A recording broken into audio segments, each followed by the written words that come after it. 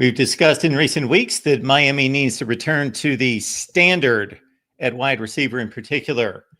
They made strides this week to do so, starting in 2026. Welcome into the voice of college football, Miami Hurricanes Live, your destination for Miami football talk every Wednesday at 7 p.m. Eastern Time. Pull up for the next hour with myself and Cam Underwood from State of the U. Hey, Cam. Hey, yo, what's going on, everybody? Glad to see you. Glad to be here on a Wednesday evening talking about Los Huracanes del Miami.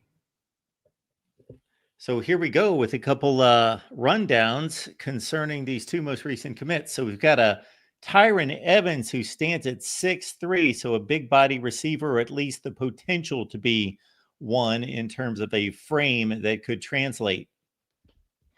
Yeah, he's a big kid, about 6'3", 6'4", about 200 pounds, from the Charlotte area, was committed to Tennessee, took an official visit to Miami 2 weeks ago, or 2 or 3 weeks ago, but then also popped back up in Miami last weekend as well. And that was really when you knew that the game was afoot. He'd already decommitted from Tennessee by the time that he made his second visit down to campus. And then, as will happen when I was otherwise occupied this afternoon, this young gentleman has committed to Miami. As you see there, 6'3.5", 201. On the composite, number 23 in the state of North Carolina, number 82 overall wide receiver, number 507 overall player in this class. Like I said, was committed to Tennessee, NC State, Kentucky, also places where he had taken official visits, but this is another good get at wide receiver, giving a different body type. And this is a kid who has, obviously the size, but the explosive kind of a play from him is really interesting. In 13 games, he only had about 3 catches a game, so 36 catches in 13 games. But for almost 1,000 yards, that's over 27 a catch and 14 tuds, and had an 89-yard touchdown as well. So this is, just a big kid there. And he also stretches the field and makes things happen.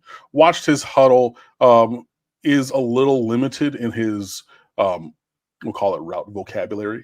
Doesn't run all of them, but then again, at that size, and he doesn't need to run all of them, but you're definitely looking at vertical kinds of routes. You're looking at, posts and go balls, flags, digs. He does run the, kind of the stop curl, the back shoulder, some of those things you'll see from him. But yeah, so he's not really somebody who's going to do the whole entire route tree, but what he does from the route tree, he does really well. Reminds me a little bit of Matt Landers. He was a high school kid from Milton or something in Georgia who went to Georgia that Miami was recruiting maybe near on a decade ago. But similar, he was like 6'3", 6'4", around the same size as Evans, and kind of had the same game type where, he does a lot of things vertically. And is, like I said, he doesn't run all of the routes, but the ones that he does really, really well, as you see him get inside on a nice little slant there on the screen. So, you add a Tyron Evans, on the back of Vance Spafford, who also flipped from Georgia earlier in the week on Tuesday, I believe that was, a kid from Mission Viejo, California, who had been committed to Georgia, who did not visit last weekend because of personal issues, but that didn't, slow down the show, obviously, since he flipped also. He's more of a slot guy with, that 4.4 or sub 4.4 speed and everything at 5'11", 180 pounds. But, you get Vance Spafford, you get Tyron Evans, and then you keep going in recruiting. So that's a 4-star you took off of Georgia's class. This is a 4-star that you basically took out of Tennessee's class with like a week and a half in between or 2 weeks between the decommitment and the commitment. And then the next player that we're going to talk about, also not at wide receiver, but at tight end, you're starting to really build the kind of class that you want as we transition to the tight end who committed yesterday evening, Israel Briggs from Visalia, California. Yeah, we appreciate y'all being here. And of course, Falconer TRX in his customary spot leading us off. Thank you for the kickoff of the show. Falconer TRX doing it up right as always. Thank you for that. And also the super chat. Miami's turf has helped in big recruiting wins. Hey man, like I said, that good old Kentucky bluegrass or whatever it is they're growing down there, man. Yeah, it's just, they really want to be able to, see that, be around that being the kind of grass they're touching when they're going outside to touch grass, as the kids like to say. Yeah, really big recruiting wins. Hopefully some more of those coming up. But like I mentioned, the latest one, the latest one was Tyron Evans. One of the first ones this week was Vance Spafford. And then now Israel Briggs. Yeah, so this Israel Briggs coming out of California, and as Kim has alluded to, I see listed by some technically as a wide receiver, but projects as a tight end and comps favorably to some recent Miami tight ends. Cited relationships and development opportunities at Miami as being his calling card. Yeah, man. So Israel Briggs, he's a big wide receiver in high school, but he's going to move to tight end. 6'5", a little bit over 200 pounds. Not the most fleet of foot, but he can play wide receiver at that level. But going to move inside. He needs to gain some weight, but favors comparably to somebody like Elijah Arroyo, who was 200 and he was heavier. He was probably 225 to 230 when he got here. Ends up 6'5", 6'4" and 7/8 and 251 going into the draft. Was he? So Briggs needs to fill out his frame a little bit more, but this is number 7 tight end in the country, 17th in the state of California, and 143 overall. This is an elite player, a high blue chip player. Miami beat LSU head up for this commitment, which I love because I hate the coach of LSU because he's one of the worst people ever to walk the face of the earth. And Israel Briggs, the latest West Coast Cane, and there's a long distinguished list of players who have made that trek cross country. Saw a tweet that a local reporter to his area put up. I'm going to try to pull up my timeline and find this really quickly. I shouldn't have to scroll far because, like I said, I was otherwise occupied. Yeah, Briggs picks Miami, says Gabe Camarillo. Sorry, I had to open his whole profile to see the rest of his name. But he shared the moment with his father, did Briggs, and it says in here that the father is dealing with Parkinson's disease. Briggs then went on to say that the journey here, which included being homeless most of his high school career, made him grow up fast and equipped him for a cross-country move like this. So in so many ways, this is a kid who's had to grow up quickly, as a lot of us have had to, but then also dealing with tough circumstances, have made him into the kind of independent person where going across the country is not necessarily something that is a deterrent for him, and being able to find the place that fits best for him, and he has elected that to be Miami and everything. But again, this is a really, really, really, really elite player. Again, you get Vance Spafford again, who's another 100 or top 120 player. You're going to see here on the screen some of the stuff from Briggs's highlights. And again, it's this big receiver, the wide tight end going up the seam. He tripped over the 25-yard line there, rough. But he's going to play inside and outside at the high school level, but he's going to move in to be that slot kind of Y flex tight end. At Miami, you see him running over the middle there, where we saw Elijah Arroyo score multiple touchdowns last year, and other guys ahead of him or previously to him. So this is another elite get for Miami. So it's just blue chipper on top of blue chipper on top of blue chipper. So all three guys that we've talked about so far today, Vance Spafford, Tyron Evans, and Israel Briggs, have been blue chip guys. So Miami is going towards the top of the ACC in terms of the rating and ranking of the class, and the per player average rating is elite, and that's really, really, really what you want to see. Now, this is not to say that everything is, roses and sunshine with no, negatives or anything. Jay Lamar from Colquitt County, Georgia, just did commit to Georgia today. So that was a 4-star running back that Miami was in the running for. Remember, I've said on here, and I've maintained that Miami at running back needs to get Derek Cooper from Chaminade 1, and then either one of Jay Lamar and Javen Mallory. If Javen Mallory looks like he wants to stick around, all things being equal, then you're going to take the South Florida kid from West Boca as opposed to the Atlanta area kid from Colquitt County. All things being equal between them. But he's definitely somebody who could play here, somebody that Miami brought in on an official visit and did want and is going to Georgia instead. But, the big fish is Derek Cooper. He has his commitment forthcoming. And, so, there are we'll see what else happens this week in terms of recruiting. And then in the next couple of weeks, with commitments already pre-scheduled. Oh, and James Johnson, the borderline 5-star defensive tackle, the one from Fort Myers who transferred to Miami Northwestern. Remember a couple weeks ago when I said that Texas said that he's only, Miami's already been paying him, and so he's going to go to Miami and, all that stuff. That guy, I don't believe that Miami's already been paying him, but he's a guy that everybody in America wants. He's as elite gets at defensive tackle. He is going to be announcing his commitment somewhere on Saturday, I do believe I saw on the timeline. So Miami is in a battle there. We'll see what happens. Georgia is a finalist for him. Georgia is a finalist for Derek Cooper as well and everything. So, Canes and Dogs continue to go heads up on the recruiting trail. The last couple, three, I would say Miami's 4-1 in the last 5 head up against Georgia in this class. They got Jay Lamar. We flipped Vance Spafford. We got a couple other guys and everything. So we will see how this all does shake out. But yeah, Miami is really, really, really recruiting well. We will see. I see 918 Kane and said in the chat, Georgia got a Cristobal prediction for James Johnson today. True. That did happen. So situations are ongoing. We will see.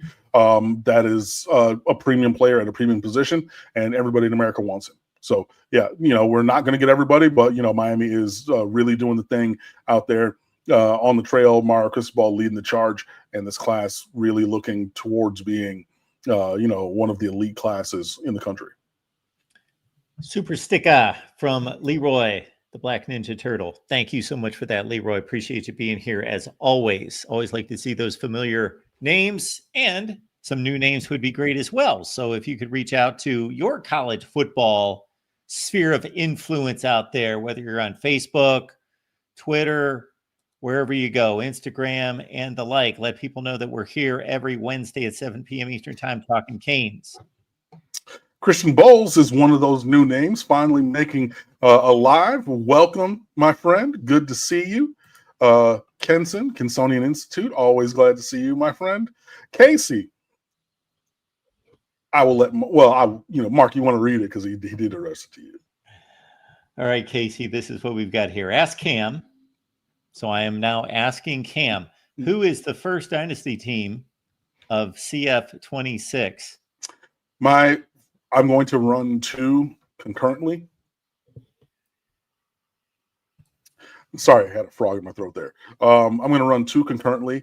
I'm going to pick I want a challenge build that's not in a strong recruiting location. So I did San Diego State last year because obviously Southern California, regional to, everything that's out there, Arizona, Nevada, So it's going to be either Idaho or Wyoming. Coin flip at the time. We'll see what happens. And so that's my long-term, really role-playing game build with my own created coach who goes there. I'll figure all of that out. And then I'm going to start a Miami one from jump as well. So I'm going to do Miami dueling dynasties. I'm going to have my Miami one. I'm going to have my middle of nowhere. I really wish that the University of Montana was Division I because that's perfectly in the middle of in that. But I do need to be playing with Miami up front because remember, they are compensating schools based upon how much players or, play with these teams. So I need to be giving some of my, virtual play time to the Miami Hurricanes and everything. And honestly, last year I started San Diego State kind of as a sandbox one before I did my Miami dynasty. And I got so embroiled in it. And honestly, I created a character coach who was a USC alum, and I kept waiting for the USC job, and they kept passing me over and pissing me off. So that's why I stayed, and I was just beating them in. And I was so far down the line of this that I never actually went to Miami. So I'm going to actually have two at once. So 2 for the price of 1. Great question. Looking forward to it when it drops. What is the name of the San Diego State coach? Deshaun Vincent. USC alum. In my head, I'm a nerd, so like I have done Magic the Gathering, Dungeons and Dragons, and all that stuff. So I did a Dungeons and Dragons style character because honestly, when you create a character, that's really what it's a role playing game. It has its roots in fantasy RPG, Final Fantasy, Dungeons and Dragons, all that character sheet building stuff, just in the guise of sports. Because there are a lot of us who are sports fans. Like, no, I wouldn't play Dungeons and Dragons. I wouldn't do any of that fantasy stuff, but I will dream up this coach and I will create all these things and give all these attributes and skill points, brother. So, Deshaun Vincent, USC alum.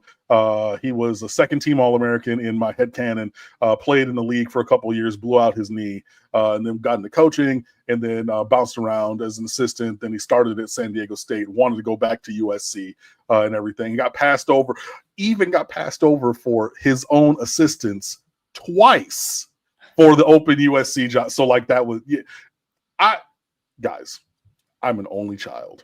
My imagination is, trust me, I create my own world, because there would be times that just my mom and I would just have to be there, and like she was doing stuff and I would have to entertain myself. And like, I dove deep into the world creation. So I know nothing about this, or very little. So you're creating this franchise and you're giving it all the characteristics and the coach and so forth. Do you devise your own schedule and devise your own conference? And is the rest of college football proceeding as is? Is that all being played around you as well? Yeah. Okay. Yeah, so you create your coach and you give them the thing, but like the program is already there, allocated from EA Sports and everything, and you are the coach coaching that. So you do the recruiting, you do the playing, and all the things. But like, the AI and computer is simulating what the ACC is doing and things. But then like obviously as the user, so in charge of this universe, I have the control to reschedule or reshuffle conferences and schedules and things and so like you get all of that in there, and it's a lot of good fun. I bumped them from 3 or 4 different conferences all the way up to the Pac-12, which is where we are now, because as the program progressed, then we progressed along with it. That's probably way more about video games than people signed up for, but Casey tapped into something I'm passionate about, so thanks for the question. Before we hit on the 2 receivers, we kind of breezed by, even though you hit on Vance Spafford in regards to that was earlier in the week, correct? We didn't really hit on Spafford, another California kid. I did mention it in passing and everything, but another California kid from Mission Viejo and everything. 5'11", 175. Like I said, he was previously committed to Georgia. Oh, and you do have it up on the screen there. Cool. As you see, top 75 in the country, number 9 wide receiver, number 10 in the state of California. If that's not elite, I don't know what elite is. This is a guy who does play inside and outside at the college, or say at the high school level. He's like a 10-400 meter dash guy. People were saying has been timed as fast as 4.35 in the 40. That'll work. And I mean he runs really crisp routes. His change of direction is very twitchy and snappy as it happens up the field. Very strong hands, catching a lot of stuff. If you watch the film, you'll see like this is a kid who makes contested catches. He runs away from guys. He outruns angles with regularity. And, we've talked about that with many other electric playmakers before when defenders have the angle or think that they have the angle.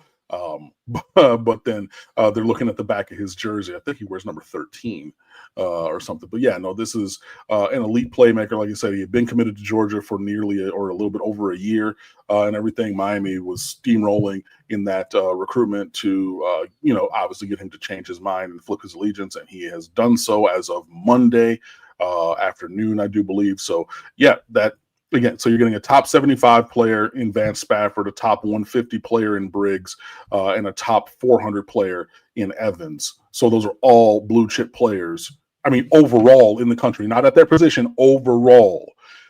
I mean, yeah, that's blue chip on top of blue chip on top of blue chip, and you have even more that you're still, going after and everything. So, really looking forward to see how the rest of this group rounds out. But getting Vance Spafford is not a footnote that is like a headline, chapter title kind of a thing. Like, hey, top of list kind of a guy. So, yeah, really, really great job by Miami in the recruiting department and wide receivers coach Kevin Beard to make it happen.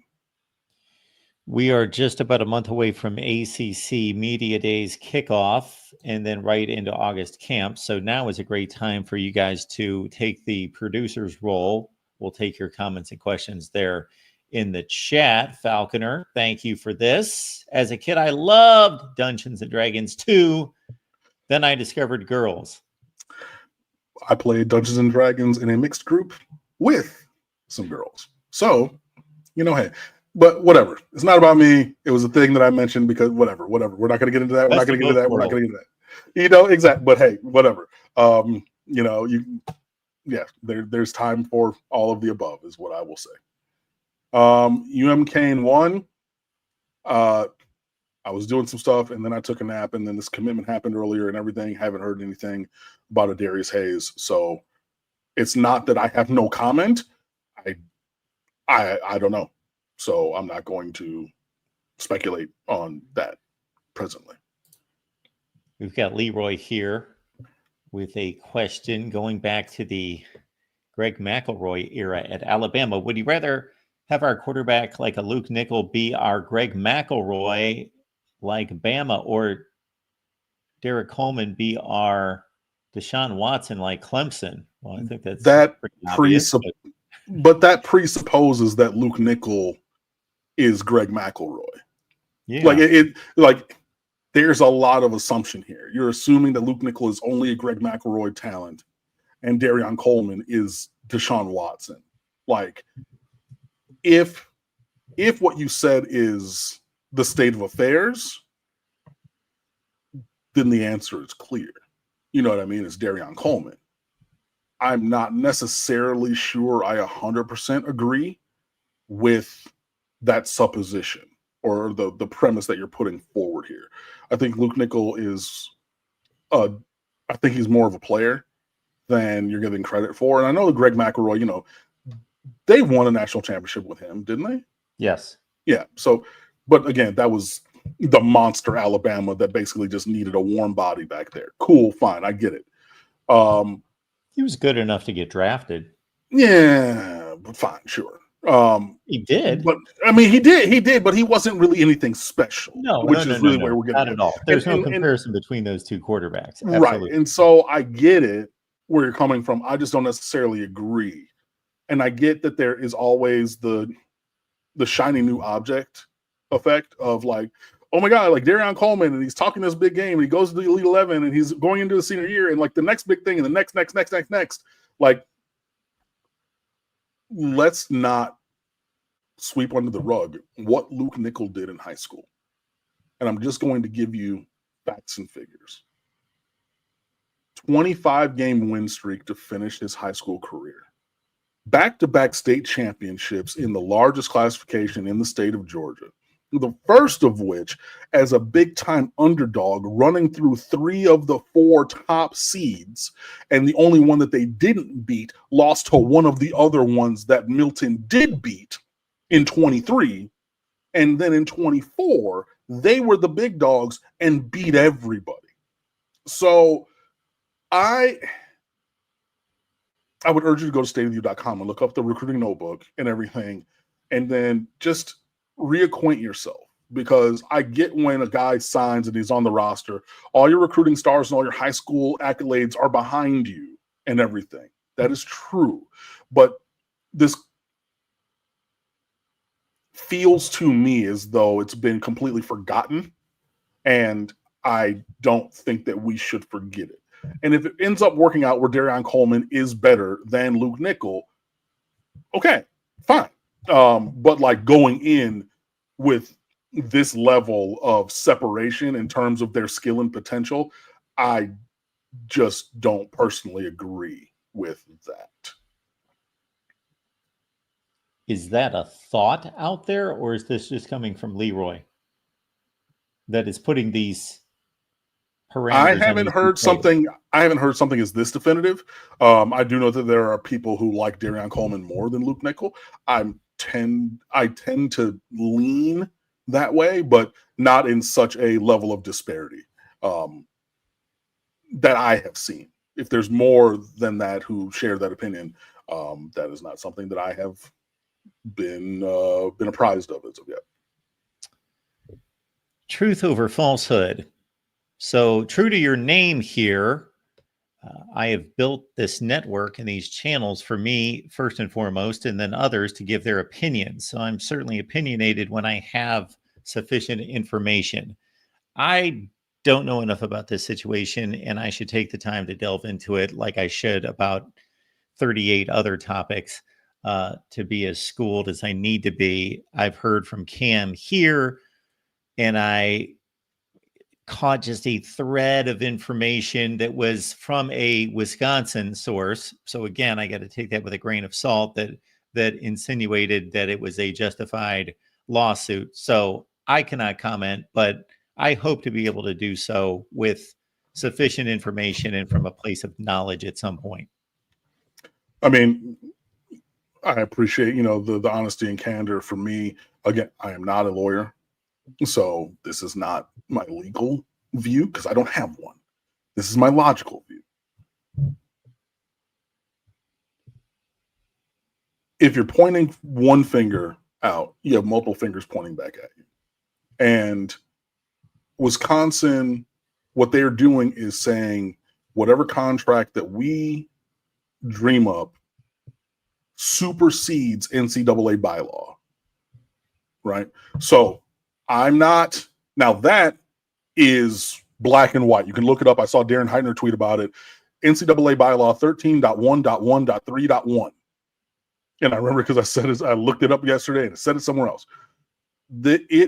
Schools are required within 2 business days to put a player's name in the portal if they so request by NCAA bylaw. This is not me saying that I think that they should. The NCAA operating bylaws say that. And at every point in the filing that I read, and there are multiple people who are lawyers that I know, including a couple who write part-time on the side at stateofview.com. So it's a great website. You should come over and fan with us and read what they, in their studied opinions, their legal, with law degrees, Esquire, with their knowledge, giving their viewpoint and feedback. There's multiple of them. Rob Weaver wrote an opinion piece, and then Craig T. Smith on Monday Musings, both. So go and look at that. But saying, hey, at every point, Wisconsin said the player requested this. We refused to do so. That is openly admitting that you broke protocol by the letter of the NCAA bylaws. What are we talking about here? Right? So then a student, because student athletes are students, withdrew from one institution and matriculated in another institution. What are we talking about? So now the claim is termed tortious interference. So Miami, it is alleged that Miami intentionally interfered with the contract, i.e. they sought out Xavier Lucas. They communicated with him, tampered with him to get him to break that contract or whatever to then come to the University of Miami. The other detail that I found interesting is saying that the contract would pay Xavier Lucas before July the 1st through the House settlement. that doesn't go into effect until July the 1st. So you're admitting illegal actions again by saying that, like, you know what I mean? Like, it just doesn't really curl over to me. Something that Rob Weaver said that was really interesting, and he highlighted, and underlined different passages from the filing, because again, as a barred lawyer, he has a legal view that I don't. So it is in the filing, student athlete A, for anonymity, we know that's Xavier Lucas, and his mom. And there's so many times it says player and his mom, his mom, his mom, his mom. So, like, they're going to go after the mom. You know what I mean? Like, as a named person. And I know that they're going after the collective, and they're going after the University of Miami and staff members and everything like that. Well, or not Miami. They're not directing the focus of this at Miami, but all of the underlying details are saying Miami did this, Miami did that, Miami did this, Miami did that, but they're not a named defendant it's all craziness to me. So logically, I don't see how this passes muster. Legally, again, I advise you to go look at stateoftheu.com. And again, this is not the legal advice of these gentlemen, but they have, law degrees, so they have a different learned viewpoint that I don't on this and others. So we will see how this all shakes out. Of course, Wisconsin filed it in Wisconsin State Court. I believe Rob Weaver was talking about the potential potential for this being elevated to federal court. I think he said that's probably unlikely due to a number of factors. Again, I do urge you to go read it all for yourself, because he said it very succinctly and very clearly. So yeah, we will see. But in general, it seems to me that they are definitely throwing large stones inside of a glass house, and they don't really want this to go forward. Just having been a person around and seen a lot of things in my, life, I would expect this to settle, because I don't think that really either side wants, open depositions and things to get into the light. I don't really think that they want that at all. So we'll see. All right, Leroy coming back with this one. Things not looking good with Calvin Russell from LSU. Yeah, I mean, that's a thing that was being bandied about even as early as last week. So, we will see there how things go. But as of right now, on June the 25th, I don't personally feel very comfortable about that situation, or optimistic. Things can change. Things have changed in other recruitments, but yeah. Paolo, the question here, is it surprising that Miami is flipping recruits from Georgia and Ohio State 4 years in at this rate, given that Miami is correcting the wrongs of the past 20 years? Nope, it's not at all. You don't get everybody, obviously. J4 is up there in Columbus and not Coral Gables, which is a goddamn shame. But I get it, and I understand it from his viewpoint. But no, it's not crazy that Miami is flipping anybody from anywhere. I've said this about coaches. We will go hire a coach from there. Good job. We will go take your recruit, and again, it won't be everybody. So I know, opposing fans are here saying, Cam said no. But there is absolutely the opportunity for Miami to go get any recruit in America, regardless of where they live, regardless of who they're committed to. So it's surprising to people who only remember the losses. And I mean, like, on-field losses. Like, if people are talking about 2015, Clemson blew your doors off, right? And there were all those years that you lost. And, when you had Al Golden and then, Randy Shannon losing to USF on the road, his last game. If people are focused on that, which a lot of fans are, because Miami have been toiling in mediocrity or worse for a long time. And even if you look to Mario Cristobal's first year, I'm going to hurt some people's hearts right now. I'm sorry. The Georgia Tech game, not taking a knee. Things like that, stupid losses. if you're focused only on that, I could see how that's surprising to you. But ball knowers, regardless of your affiliation and fandom, know, look, Miami has done an incredible job. We hired Mario Cristobal up off of his good job at Oregon. We got Zach Etheridge off of his good job. We at Georgia. We got Will Harris off of his good job at Florida, and on and on and on. Like it's surprising to those with a very narrow view of things, but those who have even a moderate kind of a window into the world of college football, not surprising at all. Falconer TRX. If the lawsuit is legit, sue the player, not Miami. Yeah, but they're claiming that Miami was the agent of nefarious action, right? So it's not just that the player wanted to leave. It's that he was tampered with, coerced as such into doing so. And I mean, kind of. Those probably aren't the exact right legal words. I am not a lawyer. I don't have a law degree.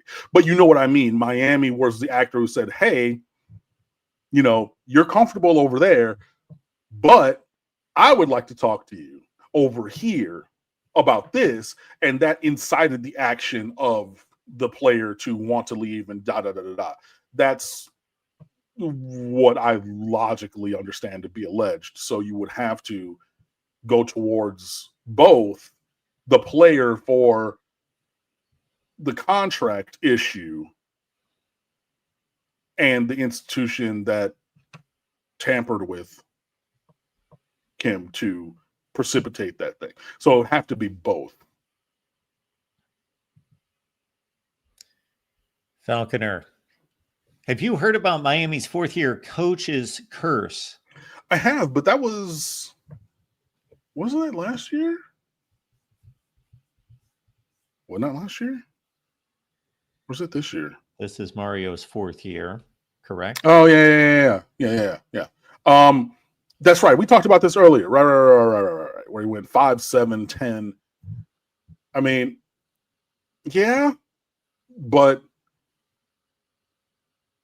with this kind of talent and schedule, I mean, not saying the schedule is as easy as last year's, because it's not. And I talked about that before, in so many different ways. Like you replace Ball State with Notre Dame in the opener. Florida will ostensibly be better than last year. The ACC schedule, is analogous to what it was and everything. Yeah, I have, but it just, if it were to be a curse year this year in similar kind of formation as other previous coaches in their fourth or fifth years, it would be a failure of the kind of proportions that I don't think we've seen. And I know that we went 5 and 7 a few years ago. I know that there have been seasons that have not, passed muster or been to the level of our maybe hope or expectation. I just think that we're further along the path now, and to have that kind of performance this year would be really, really, I don't know, tragic. Even it would take a lot to have that, but I have heard of it. Yes. Well, when the expectation overall for the program is to be elite and compete for national championships, obviously every season has been disappointing for 20 plus years. But even if you take the expectations and the realistic expectations of where the program was standing at that current time leading into his season, how many of these seasons, even by that standard, have met the expectations? I would just say this past season, and then the one Richt season, and maybe his first season, since he was just taking over and they were pretty bad before that. Those are about the only seasons. More the second season, maybe, but yeah, it's been few, definitely. But, you know, when you're taking a longer term view of the rebuild or return to prominence, you know, which clearly Mario was doing that first year, because, I mean, nobody likes losing, but he, you know, I just remember being so vehemently angry after the Georgia Tech game. And he was just like, happens. We're building something. We'll get the guys here to get it right. And like, when you talk like that so dispassionately in such a major moment, you're like, okay, you're taking a multi-year time horizon view. I think that time horizon is that he was looking at from a couple of years ago is here. So then to have the failing of then or previous would be really, really terrible. A lot of Miami in this book, folks. Disputed National Champions. Don't take my word for it. Take it from the various comments, a couple dozen on Amazon, and also, I don't know, 60, 70 comments that have come into the channel. So please check it out, Disputed National Champions. You can grab the link down in the description section, or you just simply go to Amazon and look up Disputed National Champions. Again, Miami's all over this book, as of course they should be. Absolutely. Going back up a little bit in the chat, this is a question that I saw that I did want to just address really quickly from New King God. What happened with James Johnson, and why doesn't Miami expand the defensive tackle board and start taking more developmental defensive tackles with ideal size? Number one, James Johnson was always going to be a tightly contested recruitment. Always, from jump, even from when he was still back over in Fort Myers before he transferred to Miami Northwestern. I mean, I get it that he's at the West now, and people just assumed, okay, he's going to the West, he's going to Miami. Kids from the West go all over the place. We've seen this. We've seen guys go to Georgia. We've seen guys go to Miami. We've seen guys go all over the country from that program. So it was always going to be tough. So I don't necessarily think that or know that anything has changed, but this is just the, you know, ongoing developing path of recruiting an elite defensive tackle. You know, I believe On3 has him as the number one defensive tackle in the country. Hello. So everybody in America wants this kind of a guy. So there's going to be twists and turns along the path. It happens. Excuse me. Remember the week of Jackson Cantwell's commitment, or even the week before, 2 weeks before, when it was, okay, it's going to be Georgia, and there's this, and there's that, and I'm hearing this and that. We're talking about it on here. Look, I would love it if everything was straight linear. I would love it if every single player of elite caliber was like Duke Johnson and said, hey, I'm going to Miami. Shut your face. Leave me alone. I'm not talking about anything else. I'm not going anywhere else. I'm going to the University of Miami, period. That's what Duke Johnson did. I can think of very few others who were so decisive, right, along that path for the University of Miami. Very few. Would I love it if everybody took that view and followed that path? Absolutely.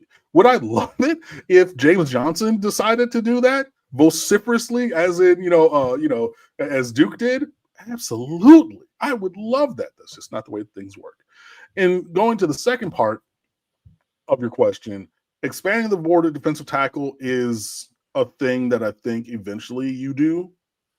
But there are very few developmental guys with ideal size, because if you have ideal size, you're probably pretty damn good.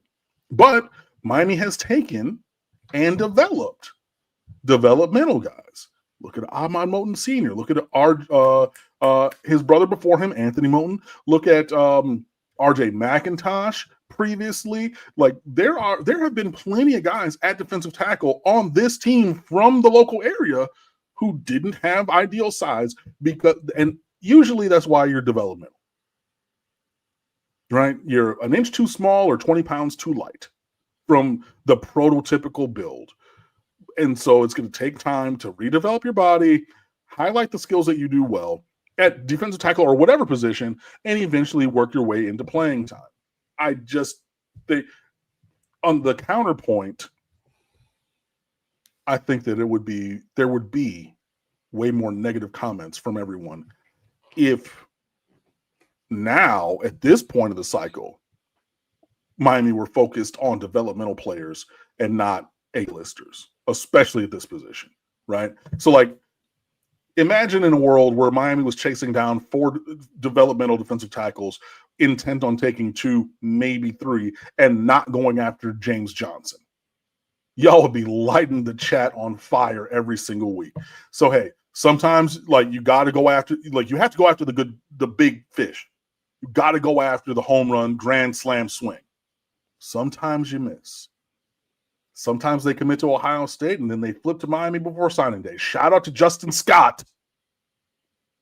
Remember him? Maybe they are underclassman who reclassifies up and was a 5-star and has reshaped their body. And I'm excited to see what they do on the field this year. Shout out to Armando Blunt. Like there's just, you gotta do it. You know what I mean? So like I think focusing and really expanding the board to developmental guys is not a thing that they need to do right now. I think that Miami would be able to circle back on some other options or continue to fight the good fight of faith with James Johnson if he decides to go elsewhere. But that's just my view of it. We're here every Wednesday, 7 p.m. Eastern Time. If you're listening after the fact, you can't hook up YouTube for some reason, you need the audio, you can go to any of your favorite audio platforms and look it up, Amazon, Apple, Spotify, and the like. Christian Bowles with another College Football 26 statement about Hawaii being for my middle of nowhere program. Thought about that. The thing is, they do recruit California really well because California is the closest thing. And I know that because I started at San Diego State and I was battling them for players and everything. It would be interesting. I considered them, and when I was going down my list of pros and cons, they were one of the teams that I was under strong consideration. They could even still end up being it, but it's really probably going to be Wyoming or Idaho. Probably going to be one of those to start. Paolo digging up some painful memories here. Start, bench, cut. Worse Georgia Tech loss, 2005, 23, or 25. Well, that would be 24, I would assume. So I don't recall the 2005 game. Of course, the 23 game is infamous. And what I remember, other than the obvious, we all have seen the play about 800 times, but that I do a call-in show right after the primetime games. And of course, that was, I believe, an ACC network game. Yeah. And it wasn't really on my radar because there were maybe 3 or 4 other more prominent games, but I, as always, kept my eye on it. But I am recording everything. And so it was one of those deals, like when you check the score, that it goes to double zeros and it's showing that Miami won the game, but it's double zeros, but it's not putting the final up there and it's just sitting there. And then the score changes and it's like, what happened? And then I was like, okay, this show's got to wait for 10 minutes because I got to see what happened. And then I watched it through. And then, of course, the 2024 game was a really good game in Atlanta. If you're just looking to watch a college football game, I believe that was a noon game. I enjoyed that one just from the standpoint of just watching a college football game and not caring who won. Yeah. So as Mark was talking, I had to go back and look up the 2005, even though that was my student teaching year and whatnot. That was Tashard Choice running for 84 and a touchdown, Reggie Ball, and Calvin Johnson, 6 catches for 89 in that game, with Charlie Jones at running back for Miami, Kyle Wright at quarterback, Quadrin Hill, Sonoris Moss and Darren Thomas running the ball, with Ryan Moore, Buck Ortega, Lance Leggett, and Darnell Jenkins with the receptions for Miami. You didn't say. So if we're going start, bench, cut from, so start would be the worst of these, bench would be the second worst, and cut would be the third, the least bad of them. I would say 2023 with the not taking a knee has to be the worst. I would say 24, last year's game, second, because Miami beat the dog shit out of Georgia Tech, except for they won every single third and fourth down on both sides of the ball. Like it was incredible. The way that the efficiency that they had in all of those moments on offense and defense. Like it was terrible. So I would say 23 was the worst, 24. So start 23 is the worst, bench 24 is second worst, and then cut 2005, which was terrible. I mean, Reggie Ball, as you see on the screen, went 11 for 30 in that game and they won. But Kyle Wright went 14 for 31. And everything. It was, yeah, like it was bad, but like you could talk me into, especially with the state of the program at the time, you could talk me into the second worst of those being the 05 game that, you know, the scorebook is on the screen there. But yeah, worst was 23, flip a coin between the next two, but I would lean 24 just because it was like, this was just a bad game, slop in the mud all of the way. If you look at the box score, and I know that, like, you know, all of the numbers aren't, you know, what determine, you know, the game. But like, if you look at the stat profile from this game, like it wasn't close. Like Miami was just so much, yeah. But like in the moments that mattered, you know, those big points. If you're, you know, my mother is really into tennis now. Apparently, she's really been into tennis my whole entire life. Who knew? Not me. But like, yeah, so she plays tennis a lot. So we're talking about these big points. And, you know, Roger Federer, he gave a commencement speech somewhere and he said, you know, I only won like 55% or 56% of the points that I played in my entire career. But when the big points happen, the ones to win games, to put together sets to win championships, in those tough, big moments, I won like 80 or 90% of those points. And that was Georgia Tech in this game. Miami did pretty much whatever we wanted, but third and fourth downs on both sides of the ball, like they just owned those big moments. And yeah, so that's my answer. So from an embarrassment standpoint, obviously the 2023 game stands out because everyone was talking about it because just of the unusual circumstances versus the other two just being close losses that other college football fans just looked at as, okay, that was a close game. That was a good game. That was a sloppy game, whatever. It was a close game. Yeah. Miami lost versus, okay, you know, this is on like news channels that do not talk about sports. Right. But the other differentiation from the other side is that Miami team was not going anywhere. Obviously, there was a playoff on the line last year, and obviously that was the first loss of the season. And then also this 2005 game, had they won Miami, they came into the game number 3 in the country, and they would have been 9-1 at that point. Damn, we were that good then. Yeah, okay. So given the context then, yeah. Okay. And Mark went away. Great. I guess he will come back. Let me see whatever else is in El Chatterino. Hey, there he goes. That was not my mic drop, by the way. That was just me again. Trackpad swipe the wrong way. I get it. So okay, there we go. Let me see. Truth or falsehood, or level talents like J.D. Smith, now James Johnson. Much longer do you see Mario getting to lead the program? Eventually, what are we talking? Wait, for losing 2 recruits? And like, I am number one who, person. I have so many people who say, Cam, you got to let it go with Jeremiah Smith. No. Sorry if you were listening and I was screaming in your ear, in your headphones. But that's not that's not a fireable offense.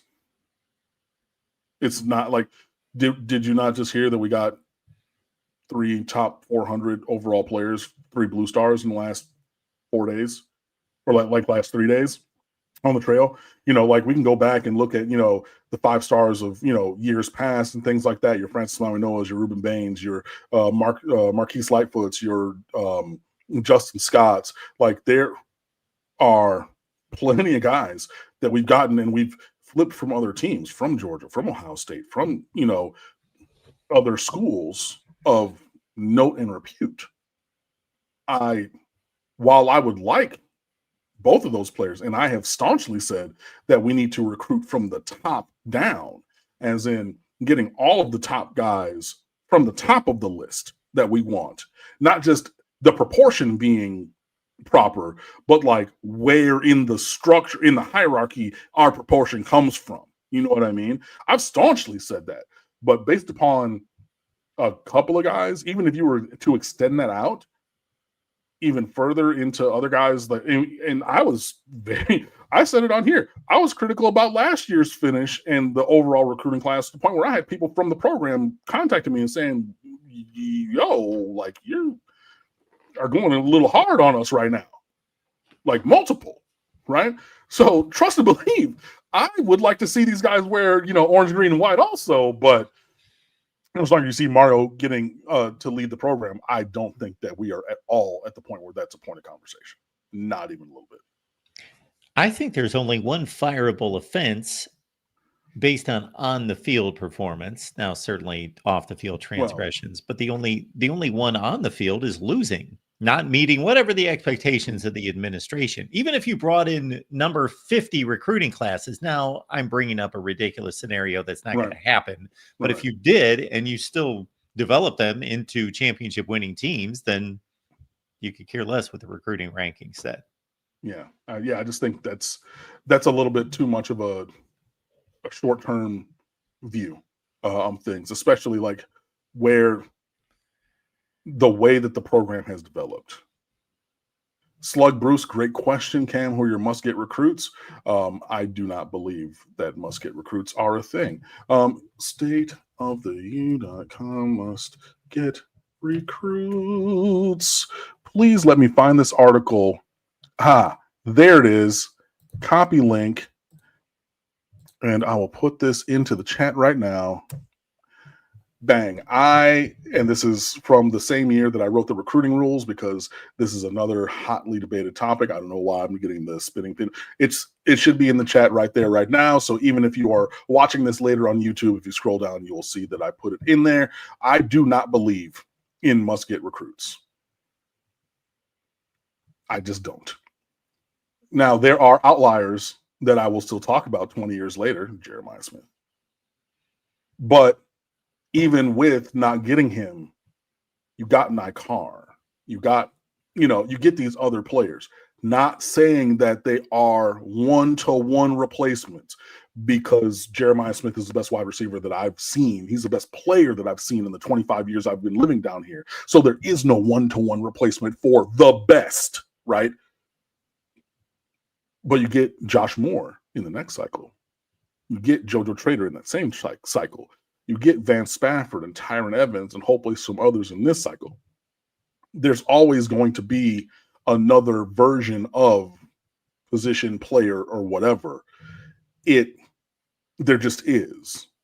So you have to bounce back from the recruiting losses and then reallocate your resources and do enough to get the players who can do things that you need without them being the one of one.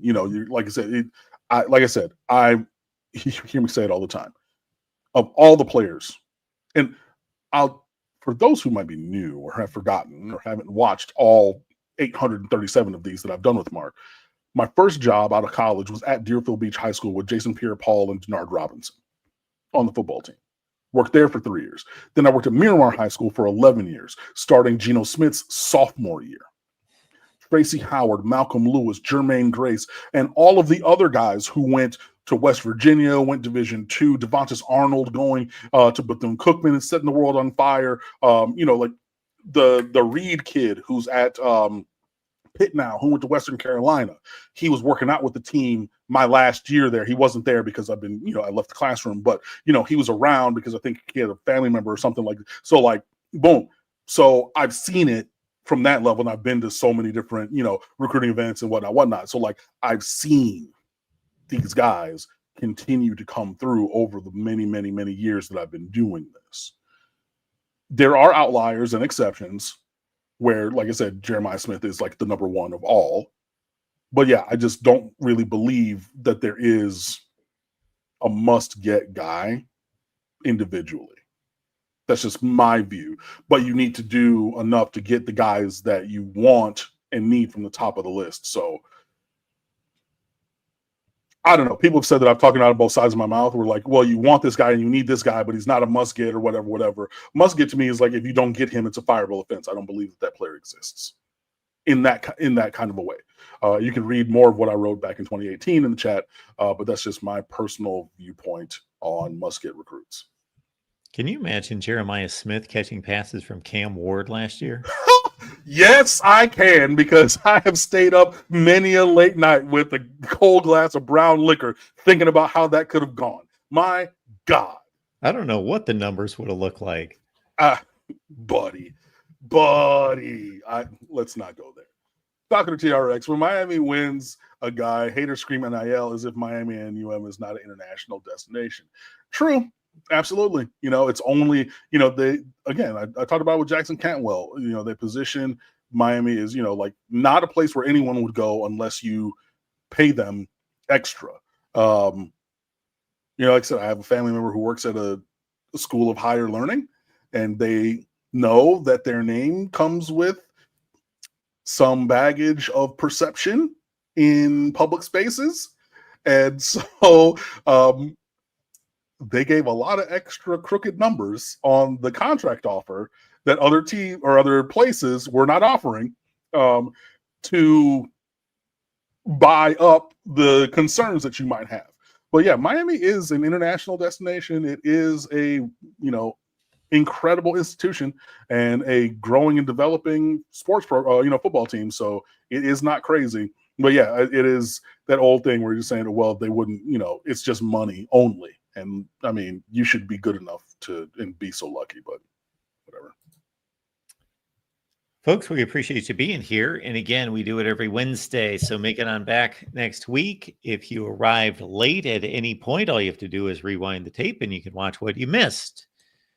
We've got sponsorships available here at the Voice of College Football. We can definitely boost your brand, your personal brand, your product, your service. Hit me up at MarkRogersTV at Gmail. Nico Cooper, do you think Teddy Bridgewater and coaching staff are directing players as in away from Miami? No. Moving on. I don't know if there's anything else. You already asked me that.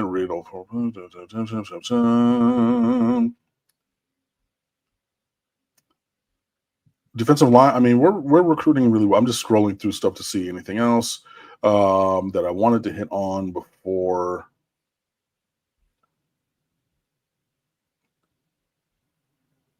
Truth over falsehood.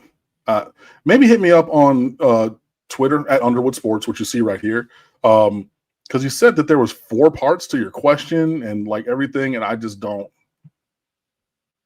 see it or whatever, but hey, so but anyway, it is 8:06. The minute just changed, and with that, I think I'm going to bid you all adieu. So as you see on the screen, staywithyou.com. It's a wonderful website. It's absolutely free. Miami Hurricanes content all of the time, 24/7, 365. Please come over and fan with us. I wrote the running back position preview today.